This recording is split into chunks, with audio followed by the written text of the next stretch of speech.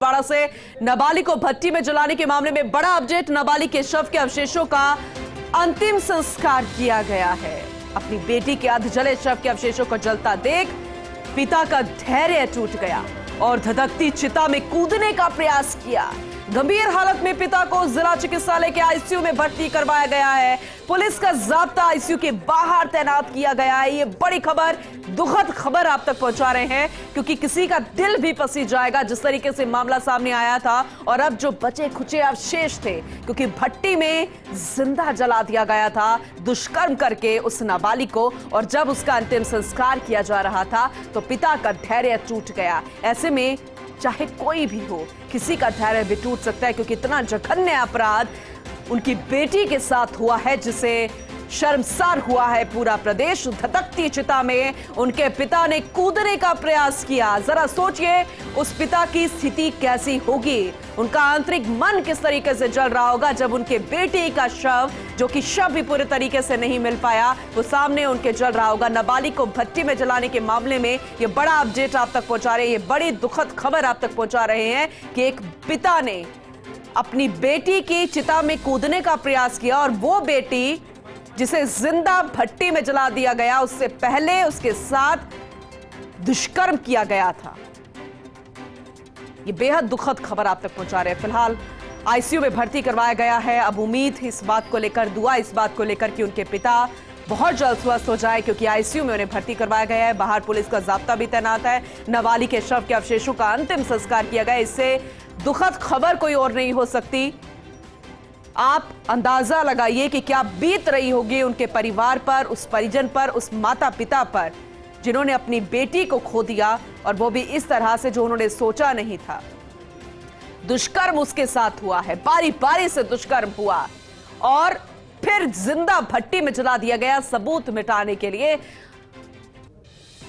उनकी आंखों के सामने बचे खुचे अवशेष जब जल रहे होंगे, चिता यहां पर जल रही होगी, तो जरा सोचिए पिता पे क्या बीत रही होगी। नवीन हमारे सहयोगी हमारे साथ जुड़ चुके हैं, उनका रुख करेंगे। नवीन, इससे दुखद खबर कोई हो नहीं सकती। हम समझ सकते हैं कि क्या बीत रही होगी और पिता का धैर्य टूट गया। फिलहाल सबसे पहले जानना चाहते हैं पिता की स्थिति अभी कैसी है, हालत कैसी है, बाकी परिजन कैसे हैं? देखिए, ये जो पूरा घटनाक्रम है इसमें क्या है, पिता का धैर्य 5वें दिन चिकित्सा का जो है वो जवाब दे गया धैर्य।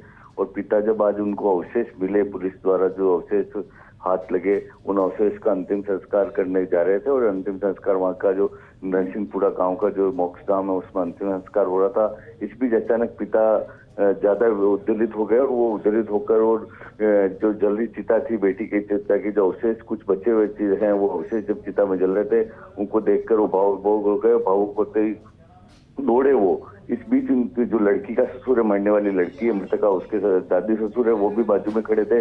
उन्होंने रोकने का प्रयास किया, उनसे टकरा गए तो वो दोनों नीचे गिर गए और दोनों घायल हो गए। दोनों को भी भीलवाड़ा जिला चिकित्सालय में भर्ती कराया गया है और आईसीयू में भर्ती कराया गया। आईसीयू में भी किसी को प्रवेश नहीं दिया जा रहा है। नवीन, अभी आपने बताया कि उनके पिता को किसी ने बचाने का प्रयास किया था, दोनों ही गिर गए थे। वो दूसरा व्यक्ति कौन था? वो बताया जा रहा है जो मृतका है लड़की, उसका दादा ससुर है, क्योंकि लड़की का बाल विवाह हो गया था। ठीक है, है, वो भी घायल है इस मामले में। जी, तो अभी कैसी, दोनों की स्थिति कैसी है? अभी डॉक्टर अरुण गौड़ जो है पीएमओ है भीलवाड़ा हॉस्पिटल के, उनसे बात हुई है। उन्होंने कहा कि दोनों की स्थिति स्थिर है और दोनों को रखा गया है। आईसीयू में उनका इलाज चल रहा है अभी।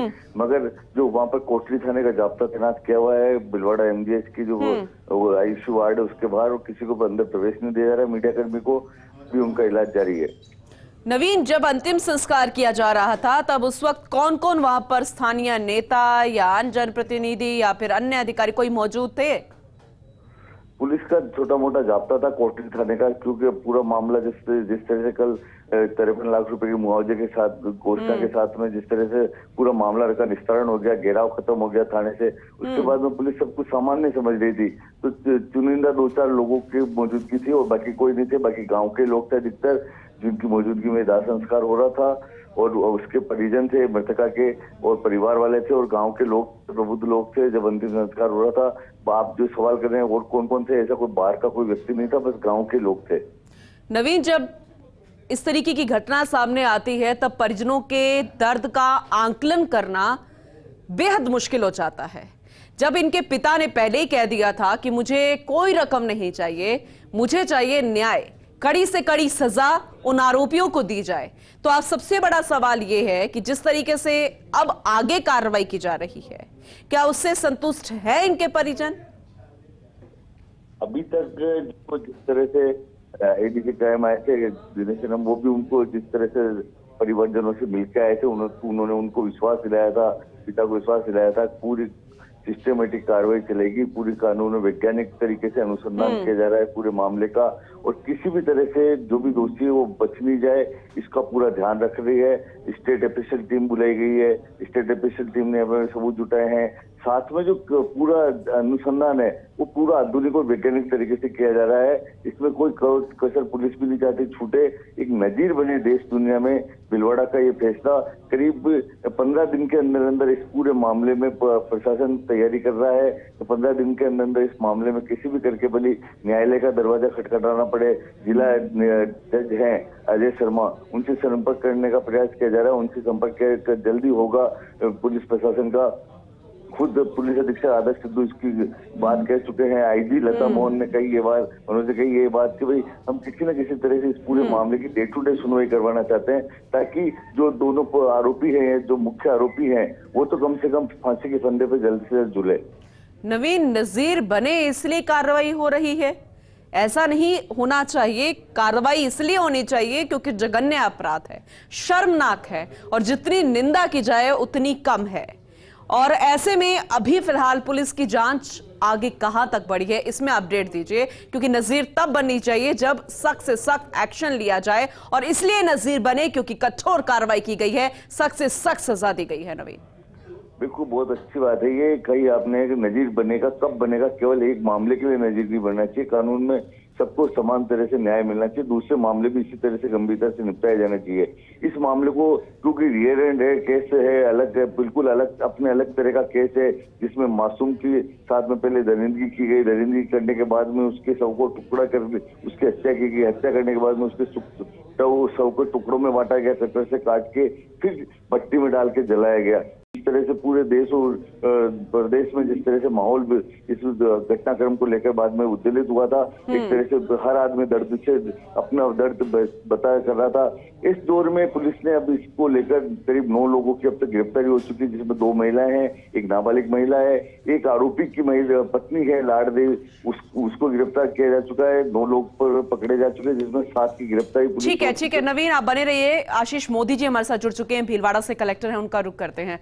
आशीष जी, फर्स्ट इंडिया में आपका स्वागत है, लेकिन बड़ी दुखद खबर सामने आई है, इससे दुखद खबर हो नहीं सकती।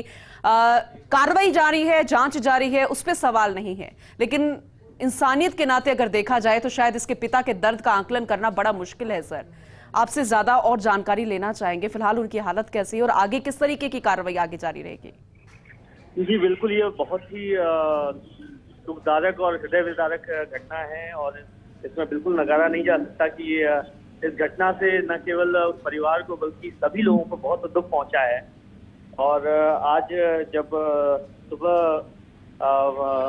उस बच्ची का अंतिम संस्कार किया जा रहा था, तो यह स्वाभाविक है कि उसके पिता बहुत ज्यादा भावुक हो गए थे, और उन्होंने जो अग्नि जल रही थी उसकी तरफ जाने का रुख किया, लेकिन वहां पर स्थानीय तौर पर जो लोग उपस्थित थे और साथ ही हमारे जो अधिकारी उपस्थित थे, उन लोगों ने उनको पकड़ लिया, उनको समझाया, और वो थोड़ी देर के लिए मूर्छित हो गए थे। उनको तुरंत हॉस्पिटल लाया गया, और हॉस्पिटल में उनके सारे पैरामीटर्स चेक किए गए। अब वो पूरी तरह से स्वस्थ हैं, उनको मॉनिटर किया जा रहा है, उनको सेफ्टी के लिए इंटेंसिव केयर प्रदान किया जा रहा है।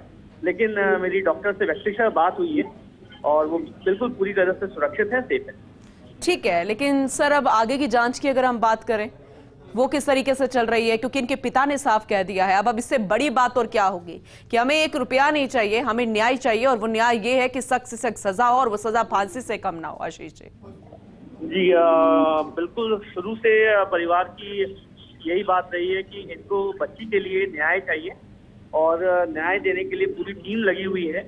इसमें लगभग 7 लोगों की गिरफ्तारी हो चुकी है, और 2 माइनर थे उनको निरुद्ध किया जा चुका है, और तफ्तीश फास्ट ट्रैक की जा चुकी है। जल्द से जल्द तफ्तीश पूरी करके विद इन 10 डेज चालान पेश किया जाएगा।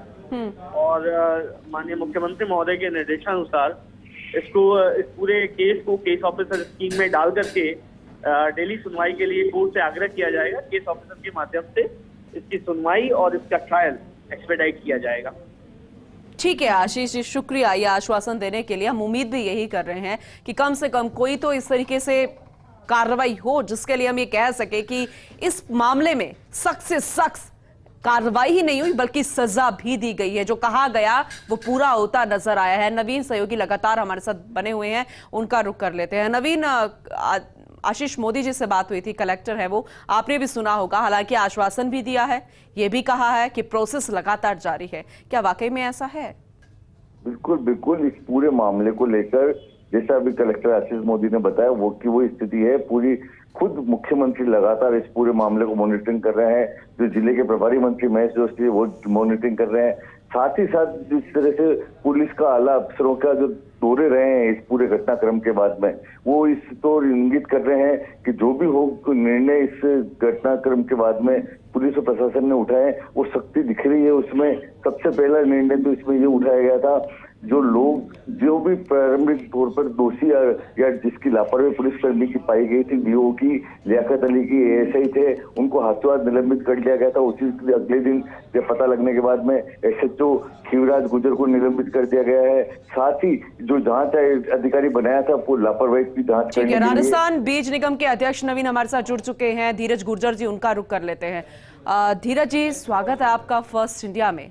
लेकिन जितनी शर्मनाक खबर ये सामने आई थी भीलवाड़ा से, उतना ही दुख होता है जब यहां से कोई और अपडेट आता है। अब ये जानकारी मिल रही है कि उनके पिता ने उस अग्नि में कूदने का प्रयास किया। उसके दर्द का अंदाजा लगाना बड़ा मुश्किल हो चला है। हालांकि जांच जारी है। क्या आप लोग संतुष्ट हैं जिस तरीके से कार्रवाई चल रही है? देखिए, जो सबसे बड़ी मांग न केवल इनके पिता की बल्कि पूरे समाज की मांग थी। उस समाज की मांग ये थी कि दोषी के हत्यारों को फांसी की सजा हो। इनके पिता ने बार बार यही कहा कि मुझे मुआवजा नहीं चाहिए, मैं मुआवजा की मांग नहीं कर रहा हूँ, मैं ये चाहता हूँ कि मेरी बेटी के हत्यारों को फांसी की सजा हो। और जब कल ये निर्णय सबके सामने हमने बैठकर किया कि 15 दिन के अंदर पुलिस चालान पेश करेगी, ये सुनिश्चित करेगी कि इस तरह से रियरेस्ट ऑफ रियरेस्ट केस मानकर इसके अंदर फांसी की सजा कम से कम और डे बाय डे हियरिंग हो, इसमें तारीखें नहीं पड़े और कोर्ट सरकार इसके लिए स्पेशल पीपी लगाए। इस मांग से लड़की के पिता ने जब सहमति दी तब हम लोगों ने अपना धरना खत्म किया था और लड़की के पिता बहुत दुखी थे। और आज भी उनके मन में सिर्फ पिता नहीं बल्कि हर व्यक्ति, 36 कौम का जो भी व्यक्ति जिसने इस घटना के बारे में सुना है, हर व्यक्ति का मन क्रोध और पीड़ा से भरा हुआ है और हर व्यक्ति चाहता है कि इन हत्यारों को सरेआम फांसी हो। लेकिन आप जानते हैं जिस समाज में हम रहते हैं उस समाज में संविधान और कानून कायदों का पालन करना पड़ता है। इसलिए हम सब लोग कानून के फैसले का इंतजार करेंगे। लेकिन मुझे विश्वास है कि कानून का जो फैसला आएगा वो इस देश और दुनिया के अंदर नजीर बनाने वाला होगा। ठीक है, हम भी धीरज जी यही उम्मीद करते हैं। लेकिन आपसे जानना चाहेंगे फिलहाल अभी परिजनों की स्थिति कैसी बनी हुई है? क्या वो संतुष्ट है? खुद ने आपने देखा होगा, जब मैं घर पे गया था तो उसकी माँ बेहाल होकर मेरे अपने अब मेरे कंधों पे से रख के रोने लग गई थी और मैंने एक बहन की तरह से उसको अपनी सांत्वना दी। अभी उसके पिता एकदम ठीक है, उनको भिलवाड़ा लेकर आ गए हैं। उनकी पूरी तमाम तरह की जांचें करवा दी गई है। जांचें करवाने के बाद उनको अब अस्पताल के अंदर ऑब्जर्वेशन के लिए हमने रखा है और पूरे क्षेत्र में लोगों में गम का माहौल है। लेकिन लोग अब इसी बात का इंतजार कर रहे हैं पुलिस जल्द से जल्द चालान पेश करे और चालान पेश होने के बाद में उसके ऊपर कार्रवाई हो। ठीक है, शुक्रिया धीरज जी ये जानकारी देने के लिए विस्तार से।